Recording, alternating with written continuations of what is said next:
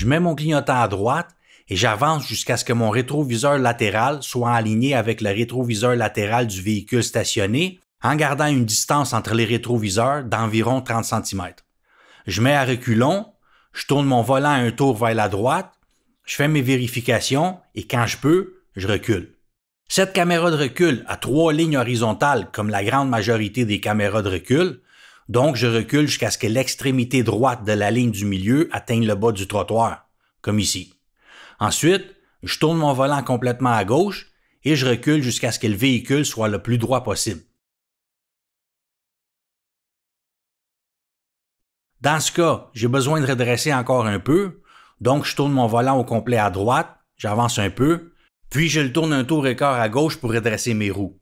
Notez qu'avec certains véhicules, quand le volant est complètement tourné à droite, on doit le tourner un tour et demi pour redresser les roues, avec d'autres un tour et quart, comme c'est le cas avec celui-ci, ou à quelque part entre ces deux positions selon le véhicule. En gros, on redresse le volant, puis on tourne un autre tour complet vers la gauche pour redresser les roues. Faites attention quand la ligne rouge atteint le pare-choc du véhicule arrière. Ça veut dire qu'on commence à être très près. Par exemple, avec ce véhicule, quand la ligne rouge atteint le bas du pare-choc du véhicule arrière, il y a plus ou moins 30 cm entre les deux pare-chocs.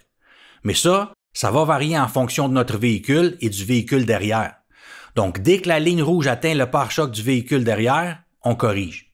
Je montre comment faire ça dans ma vidéo sur le stationnement en parallèle dans un espace serré. Je vais mettre le lien pour la vidéo dans la description.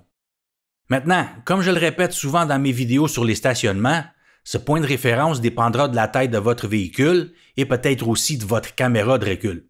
Ceci étant dit, ce point de référence a bien fonctionné avec tous les véhicules avec lesquels j'ai essayé ce type de stationnement.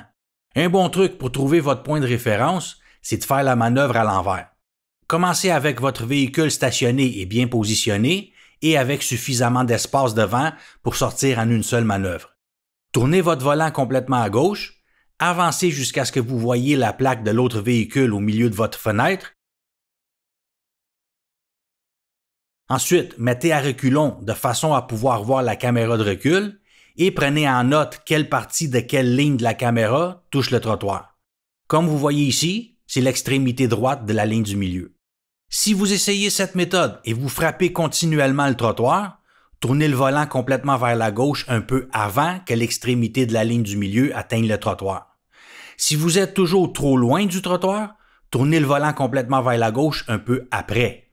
Maintenant, je vous entends demander, est-ce que cette méthode fonctionne aussi pour le stationnement à gauche?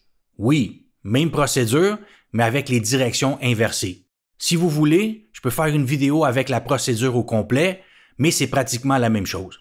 Laissez-moi savoir dans les commentaires. Je vais faire une vidéo sur ce qu'il faut faire spécifiquement si on est trop près ou trop loin du trottoir quand on stationne en parallèle, parce que je reçois parfois des commentaires de personnes ayant ce problème. La prochaine vidéo, stationnement à 90 degrés vers la droite de devant avec la méthode normale. Donc restez à l'écoute et à bientôt.